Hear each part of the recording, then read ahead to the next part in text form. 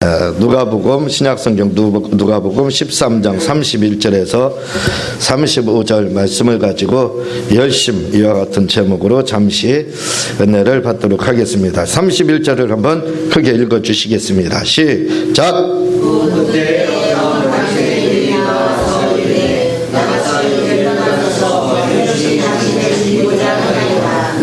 예. 주님이 지금 이 헤롯이 통치하는 갈릴리아 베레아 지방의 분봉왕으로 지금 있는데 아마 그 지역에서 주님이 지금 전도 사역을 이렇게 하고 있습니다.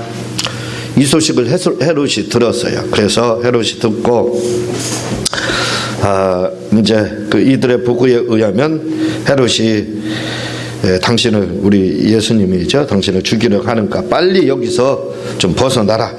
이렇게 뭔가 정보를 제공을 해주고 있습니다. 근데 우리가 보기에는 이 바리새인이 주님을 굉장히 생각하고 아끼고 또 주님을 소중히 여기기 때문에 주님이 귀하기 때문에 주님을 좀 살려봐야 되겠다 해서 자리를 피하라 이렇게 해서 헤롯이 죽이려고 하는데 빨리 피해서 이 자리에서 벗어나라 이렇게 정보를 제공해 주는 것처럼 비춰줄 수 있습니다. 그럴 수 있겠죠. 그러나 이 바리새인들의 대부분 이분들은 그렇게 선한 의도로 다 예수님께 보고 예수님의 말씀을 전하고 듣고 또 은혜를 받고 했던 분들이 아닙니다. 대부분의 바리새인들은 유대의 지도자들이지만 이들은 예수님에 대해서 그렇게 호감을 갖지 않았습니다. 예수님에 대해서 배타적이었어요. 그래서 이들이 지금 이렇게 보고를 예수님 앞에 정보를 제공을 해주고 있지만 그러나 사실은 예수님을 생각해서 말씀하는 것이 아니라 이 바리새인들의 의도는 언제든지 악했습니다. 그래서 여기에서도 복음을 전하지 못하게끔 어디든지 떠나 어디든지 주님이 전도 여행을 다니게 될 때 그때마다 죄를 뿌리는 사람들이 바리새인들이에요. 아주 난처한 질문들을 해서 예수님을 좀 곤란에 처하게끔 하려는 의도를 가지고 여러 질문들을 했던 사람들이 이들입니다. 그때마다 주님이 하나님이시기 때문에 아주 지혜롭게 이렇게 대처를 하셔서 위기를 모면했던 적이 한두 번이 아니에요. 지금도 역시 똑같습니다. 지금 다른 곳에서 복음을 전할 때도 많은 무리들이 주님을 쫓았다 이거죠. 그러니까 또 이곳에서 복음을 전하게 되면 아마 또 많은 사람들이 예수님을 주님으로 그리스도로 이렇게 받아들일 것 같다라는 생각을 가지고 실제로 헤롯이 죽이려고 이렇게 했는지는 그건 몰라요. 그들이 단지 이런 헤롯을 핑계해서 예수님을 여기서 벗어나게 복음 전도를 하지 못하게끔 지금 하나 어떤 올무에 이렇게 해당하다 보면 되는 겁니다. 그러니까 그들이 선한 의도를 가지고 헤롯이 조금 이렇게 당신을 죽이려고 하니까 빨리 다른 곳에 가서 복음을 전하세요. 그런 의도가 아니라 여기서도 예수님을 따르는 그러한 무리들이 없게끔 따르지 못하게끔 믿지 못하게 하려는 그러한 불순한 의도를 가지고 지금 이렇게 예수님에게 한마디로 거짓말을 하고 있다 이렇게 여러분들이 보면 들 겁니다. 32절에 보면 이르시되 너희는 가서 저 여우에게 이르되 오늘과 내일은 내가 귀신을 쫓아 병을 고치다가 제3일에는 완전하여지리라. 주님이 이렇게 이야기를 하고 있습니다. 헤롯에게 그래 헤롯이 만약에 그랬다 그러면 저 헤롯을 가리켜서 여우 이렇게 이야기를 지금 하고 있습니다. 유대의 이런 납비붓들의 문헌에 보면은 여우에 대해서 이야기가 나오는데 여우는 간교하고 교활한 동물 이렇게 그래서 간교하고 교활한 동물의 상징 바로 여우 이렇게 그들은 뱀과 여우 이렇게 알고 있습니다. 그러니까 지금 헤롯을 향해서 지금 그렇게 이야기를 지금 하고 있는 거예요. 그러니까 이 여우는 우리가 말하는 그냥 여우를 말하는 것이 아니라 헤롯과 같은 간교하고 교활한 사람을 가리켜서 여우다 이렇게 이야기를 하는데 우리 또 여자분들한테 저기 하면 이 여수 같다 여우 같다 이렇게 이야기하죠. 그렇게 또 그 비슷하다 이렇게 생각을 하면 될 겁니다. 헤롯이 그런 사람이었다 이거지요. 그래서 이런 부부가 왔을 때 예수님이 당장 짐을 싸고 보따리를 싸가지고 그래 그럼 빨리 다른 곳에 가서 내가 복음을 전해야지 해서 보따리 싸가지고 장소를 옮긴 것이 아닙니다. 오늘과 내일과 내일은 지금 오늘이라고 하는 것은 지금을 말씀하고 있죠. 오늘 복음 전하는 거. 내일은 이제 예수님이 십자가를 지시기 전에 예루살렘을 입성하는 거, 그걸 말을 하고 있습니다. 그러니까 오늘 하던 일 계속하고 내일까지 계속하고 제3일에 완전해지리라. 이 말은 예수님이 부활해서 십자가에 달리셨다가 부활은 하는 것을 바로 일컫는 말씀입니다. 그러니까 주님은 지금 뭐라고 말씀하냐, 그 말씀을 듣고 연약해지고 마음이 쫓기거나 그렇게 하시지 않고 주님은 담대함으로 이야기를 합니다. 그가 나를 죽인다 할지라도, 그렇게 한다 할지라도 나는 오늘과 내일 이제 십자가 질 날이 그렇게 멀지는 않았습니다. 그런데 그때까지 나는 열심히 귀신을 쫓아내고 병을 고치고 복음을 전할 거다, 이렇게 주님이 지금 하시는 말씀입니다. 33절에 보면은요, 그러나 오늘과 내일과 모레는 내가 갈 길을 가야 하리니 선지자가 예루살렘 밖에서 죽는 법이 없느니라, 이렇게 말씀을 하고 있습니다. 오늘과 내일 역시 똑같이 오늘 그리고 내일은 이제 그 십자가 지기 전까지, 모레는 이제 십자가 지는 거, 그리고 그 불패에 해당하죠. 제3일 거기에서는 예수님이 완전해진다, 이렇게 이 32절과 연계해서 보면은 여러분들이 쉽게 이해가 갈 겁니다. 그러면서 예루살렘 밖에서는 사람이 선지자가 죽은 일이 없다, 이렇게 주님이 지금 말씀을 하고 있습니다. 예루살렘에서만 선지자들이 죽었다, 이런 말씀인데 이 말씀은 꼭 그렇다는 말씀이 아니에요. 예수님이 예루살렘에서 이제 십자가에서 달려 죽게 된다, 그런 말씀이죠. 34절에 보면은 예루살렘아 예루살렘아 선지자들을 죽이고 내게 파송된 자들을 돌로 치는 자의 암탉이 제 새끼를 날개 아래에 모은가 같이 내가 너희의 자녀들을 모으려 한 일이 몇 번이냐, 이렇게 이야기를 좀 하고 있습니다. 이 예루살렘에 대한 우리 주님의 어떤 그 사랑, 하나님의 그 관심을 이렇게 볼 수가 있는데, 요 예루살렘은 이스라엘의 정치, 경제 중심지뿐만 아니라 또한 종기의 그러한 중심지, 심장부, 이렇게 이야기를 합니다. 근데 예루살렘이 타락을 했다 이거죠. 그래서 이 타락을 해서 하나님이 보내신 파송된 그러한 중들, 그들은 바로 이제 선지자들이죠. 이들을 죽이고 또 돌로 치며 이렇게 이야기를 하고 있는데, 이사야 선지자 같은 경우는 토브루다, 두둥강이 나서 이렇게 므낫세에 의해서 죽었다, 이렇게 위경에 보면은 그 내용들이 나오고, 또 에레미야 같은 경우도 돌에 맞아가지고, 지금 에레미야를 말을 하고 있는데 돌에 맞아가지고 애굽에서 죽었다 하는 그러한 위경의 전승이 이렇게 내려오고 있습니다. 그러니까 선지자들을 이렇게 유대의 종교 지도자들, 예루살렘아, 이 말씀은 종교 지도자들을 일컬어서 지금 하는 말씀이에요. 그들이 이렇게 선지자들을 죽였다, 이렇게 이야기를 하고 있습니다. 그때나 지금이나 똑같다 이거죠. 이사야 1장 21절에 보면은 뭐라고 이야기하고 있냐면, 신실하던 성읍이 어찌하여 창기가 되었는고, 정의가 거기 충만하였고 공의가 그 가운데 거하였더니 이제는 살인자들 뿐이더라, 이렇게 말씀하고 있습니다.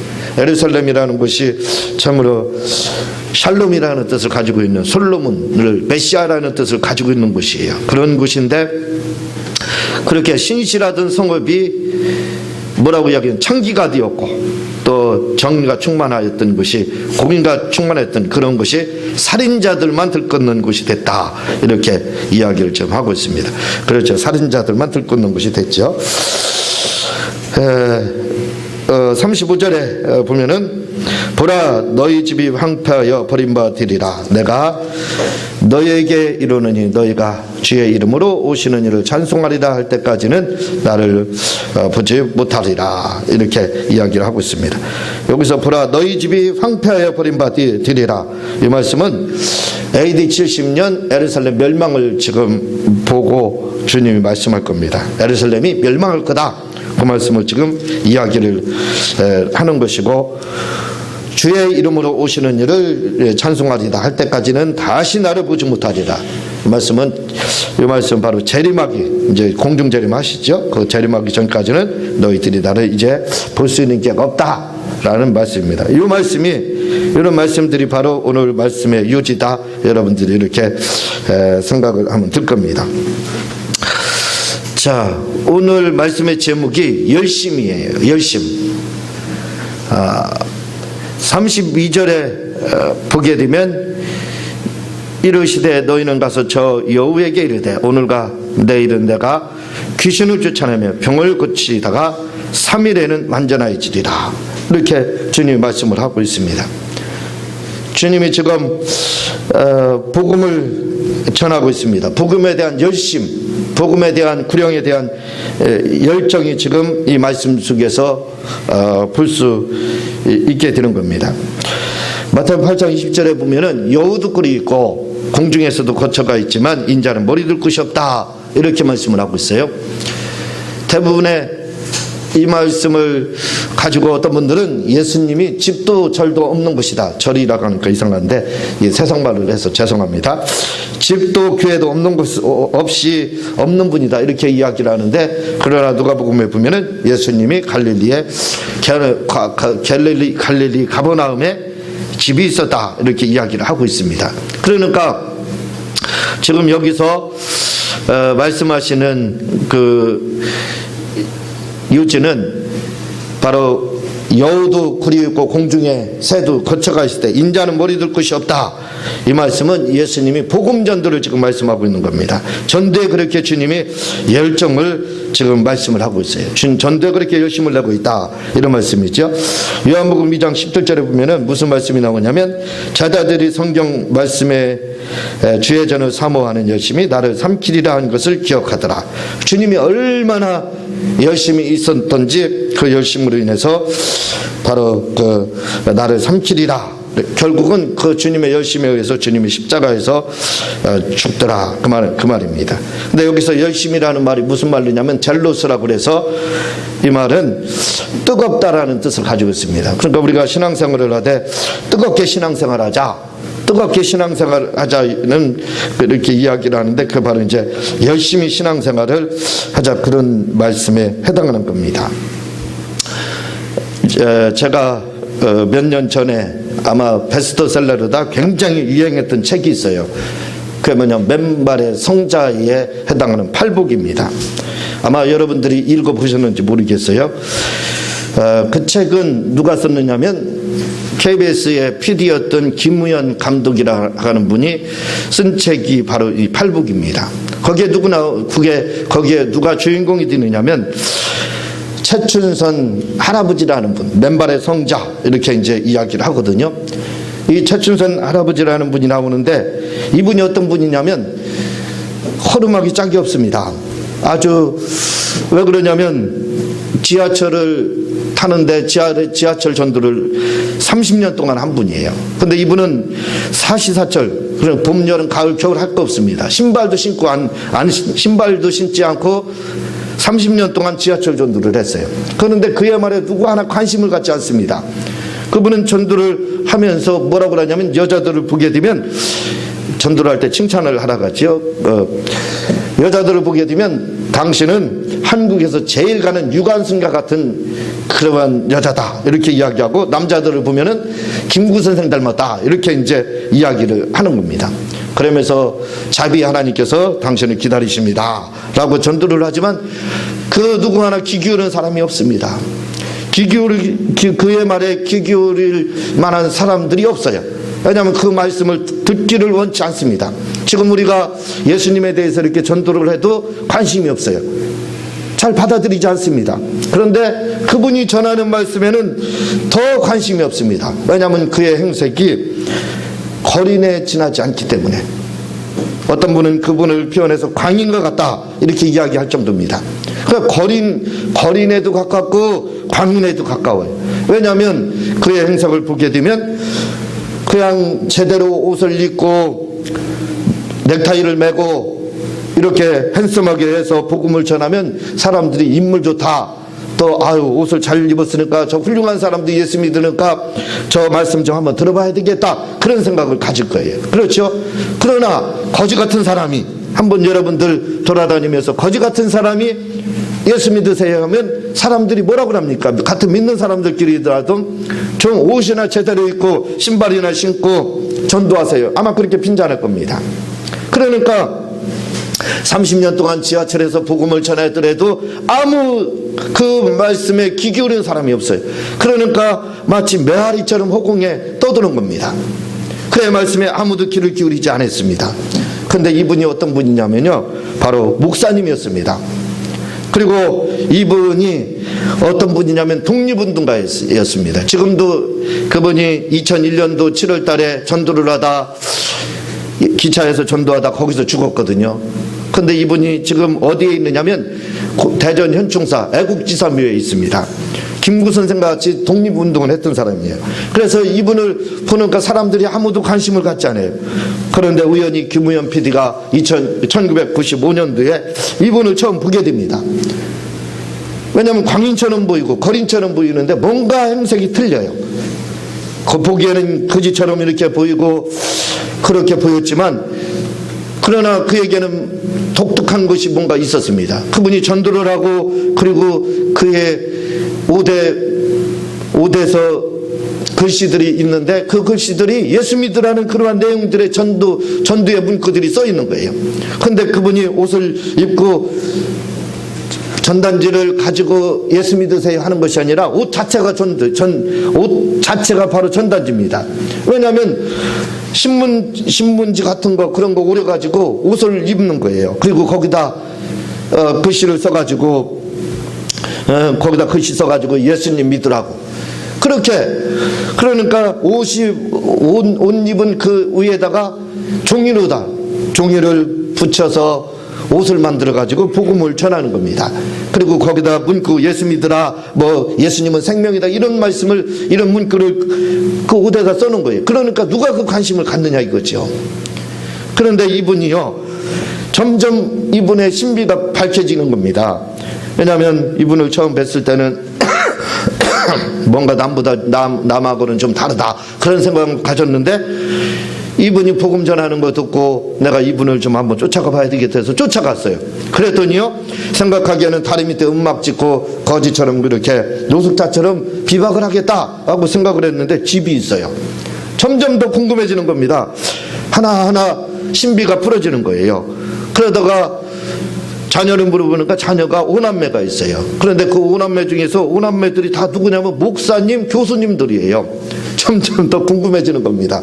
그래서 이분에 대해서 더 집중적으로 물어보고 추적을 해보니까요, 이분이 와세대 대학에서 유학까지 한 사람이에요.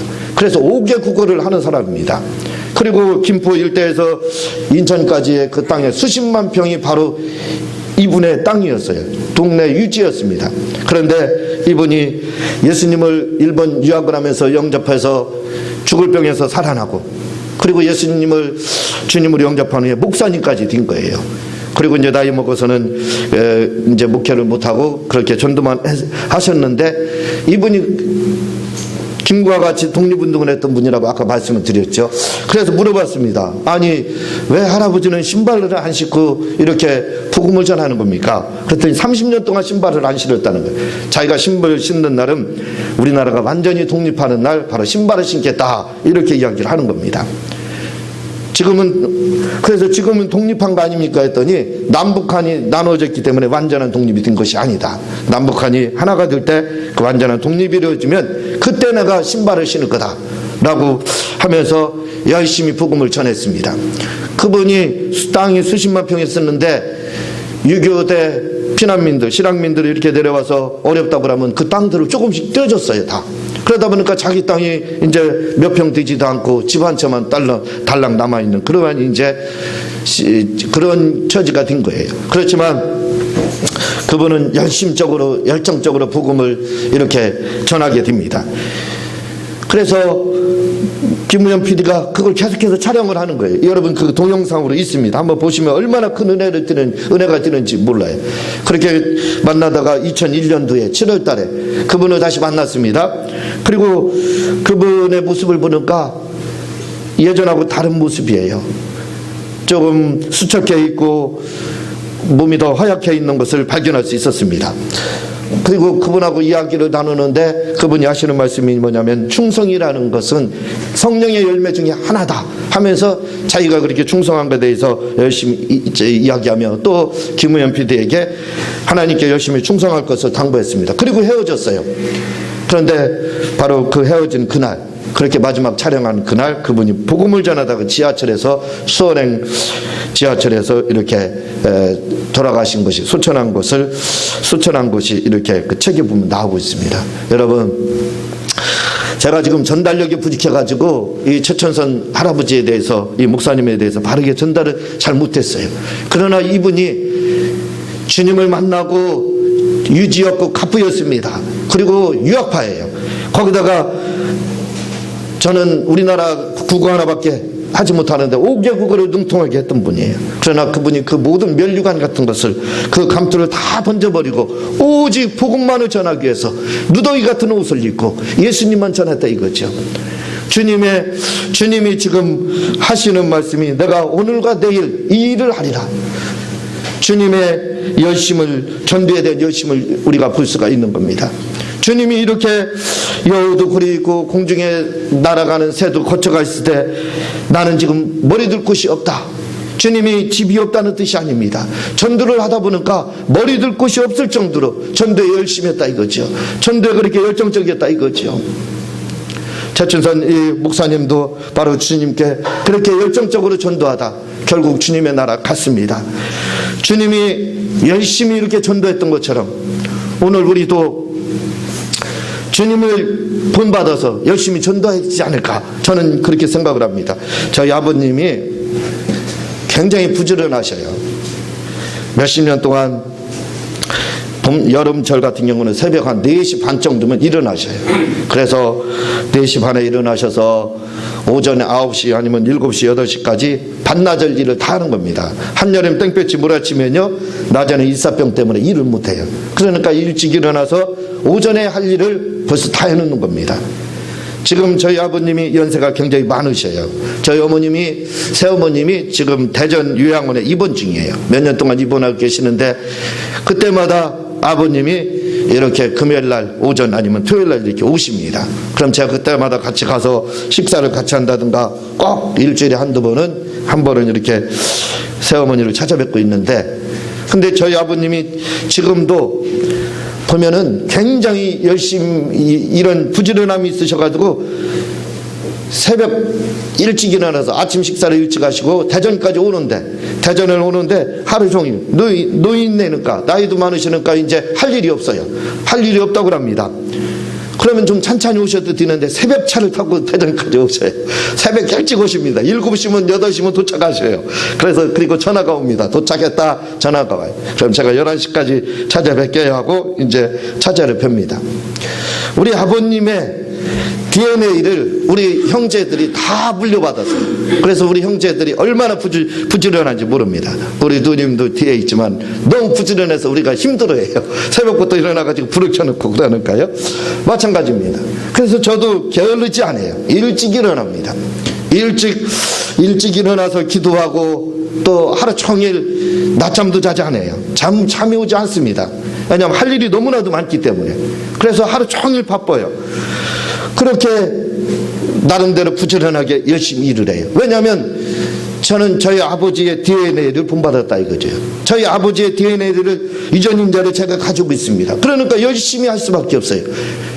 여러분, 우리의 주인은 예수님이십니다. 예수님이 어떤 분이냐 이거예요. 예수님이 지금 말씀을 드렸듯이 공중에 새도 거처가 있다고 그랬어요. 여우도 뭐라고요? 집이 있다고 그랬습니다. 그러나 주님은 어떻다고요? 전도 여행에 구령운 등에 열심히다 보니까 머리 둘 곳이 없다는 거예요. 우리는 저희 아버님의 DNA를 받은 저는, 우리 형제들은 다 굉장히 열정적입니다. 얼마나 부지런한지 몰라요. 말도 못하게 부지런합니다. 그 중에서 아마 제가 제일 게으를지도 몰라요. 그렇게들 부지런합니다. 자, 사람의 DNA를 가지고 있는 이 우리 오형제들은, 우리 형제들도 이렇게 부지런한데, 열정적인데, 우리 주님의 DNA를 가지고 있는 우리가 게을러서 돼야 되겠느냐 이거예요. 게으르다, 부지런하다, 지금은 시대가 변했기 때문에 일찍 일어나고 늦게 일어나고 그런 거 가지고 이야기하는 때는 이미 지났습니다. 제가 말씀드리는 것은 주님이 이렇게 머리둘 곳이 없이 열정적으로 복음을, 하나님 나라에 의해서, 구령을 위해서, 영혼 구원을 위해서 누울 곳이 없고 머리둘 곳이 없을 정도로 이렇게 열심히 복음을 전했는데, 예수님의 DNA를 본받은 우리, 예수님의 DNA를 가지고 있는 우리가 게을러서야 되겠느냐 이거예요. 복음 전도에 게을러서야 되겠느냐 이거예요. 한번 생각해 보시기 바랍니다. 주님은 머리둘 곳이 없다고 그랬어요. 여호도 굴이 있다고 그랬어요. 헤롯도 굴이 있습니다. 자기 궁전이 있어요. 공중의 새도 거처가 있습니다. 그러나 주님은 그분이 집이 없어서 지금 한탄하는 것이 아니에요. 내가 집이 없어서 지금 투정하는 것이 투정한다 그런 말이 아닙니다. 그분이 주님 나라의 한 영혼을 구원하기 위해서 그렇게 열정적으로 복음을 전하다. 지금 말을 합니다. 헤롯이 당신을 죽이려고 합니다. 그러나 주님이 말합니다. 내가 오늘 죽는다 할지라도 오늘, 내일, 모레 내가 할 일이 있다. 그러면서 주님이 말씀합니다. 내가 병든 자를 치료할 것이다. 귀신을 쫓을 거다. 내가 영혼을 구령하는 이 일을 마칠 거다. 내가 죽는 그날까지. 우리가 그럽니다. 오늘 지구가 망한다 할지라도, 내일 지구가 망한다 할지라도 나는 오늘 사과나무 한 그루를 심는다고. 여러분, 주님의 열정을 지금 한번 볼 수 있지 않습니까? 내일 모레면 주님이 죽습니다. 그렇지만 주님은 말씀합니다. 그래도 나는 복음을 전하겠다는 거예요. 한 그루 사과나무를 심겠다는 거예요. 주님의 DNA를 본받고 주님의 DNA를 가지고 있는 우리, 그분을 주인으로 섬기고 있는 우리가 복음 전하는 데 있어서 이 열정에 게을러서야 되겠느냐 이거예요. 최춘선 할아버지 남들이 보기에는 거지 같았습니다. 노숙자나 다름이 없었습니다. 아무도 그의 말에 관심이 없었어요. 그렇지만 그분은 숨겨진 부하였습니다. 그분은 죽는 순간까지도 바로 복음을 전하다, 지하철에다 예수 전하다가, 예수 소리하다가 바로 그 자리에서 돌아가셨기 때문에 맨발의 성자라고 지금 우리가 일컬어지는 거 아닙니까?